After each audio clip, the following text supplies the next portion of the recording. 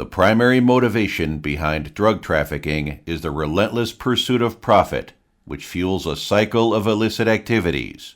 Criminals exploit legitimate financial systems to launder and conceal their illegally obtained funds, a practice that has become increasingly sophisticated over time. The food and beverage industry, encompassing bars, restaurants, and nightclubs, serves as a prime target for these activities due to its significant cash flow, which facilitates both money laundering and drug trafficking operations. Dario Oleaga exemplifies the strategies used by those involved in these illicit activities. In New York, he has created businesses that utilize straw owners in the food and beverage sector, catering to criminals looking for ways to launder money from drug sales. Oleaga's first venture in New York City was a nightclub called Umbrella, established in October 2002 in Inwood, Manhattan. This endeavor was supported by advice from Julio Valdez, a public relations representative he met through a mutual acquaintance involved in drug dealing in Washington Heights. The lessons learned from Umbrella served as a masterclass for Oleaga in navigating the food and beverage industry. The club's success attracted several figures from the Dominican-American underworld, who sought his help in establishing legitimate businesses as fronts for laundering money from illegal activities.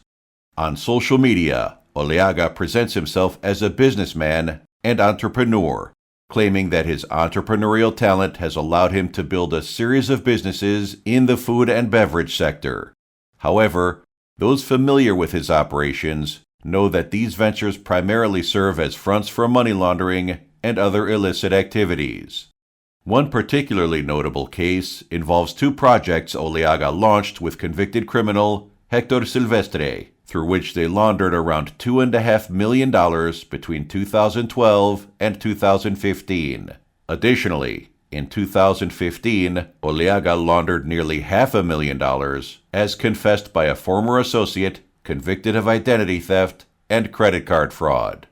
Interviews with convicted criminals and court documents indicate that Oleaga's involvement in drug trafficking and money laundering isn't new. It dates back to when he arrived in the United States in 1994. For example, in late 2001, a group of Dominican drug traffickers was arrested at Las Americas International Airport in Santo Domingo while attempting to smuggle 13.5 kilos of liquid cocaine concealed in 12 bottles of a prestigious Dominican rum bound for New York City. Interrogation documents revealed that the drugs were intended for Dario Oleaga. As Oleaga expanded his operations, he strengthened his network by forming alliances with well-connected Dominican individuals, such as union leader Henry Garrido, the executive director of District Council 37, New York City's largest public employee union, who has become one of his top promoters and associates. He also aligned himself with politicians aspiring to elected positions or seeking re-election, like Ydanis Rodriguez, the current Transportation Commissioner of New York, and Adriano Espaillat, a U.S. representative in Washington, D.C. The latter has maintained notably symbiotic relationships with a self-proclaimed entrepreneur whom Mr. Oleaga claims is his highest-ranking loyal protector. Other politicians enticed by Oleaga's campaign donations include New York Mayor Eric Adams, with whom he traveled to the Dominican Republic shortly after Adams's election in November 2021, and even the current governor of New York State, Kathy Hochul.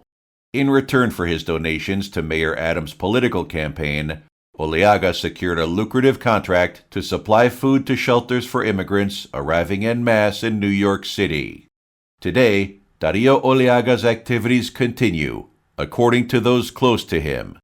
At least as of May 2025, he was involved in two businesses in Inwood, Manhattan, one already up and running, and another set up to open soon, a large liquor store, both located on West 202nd Street. Both businesses operate under front names to disguise their true nature.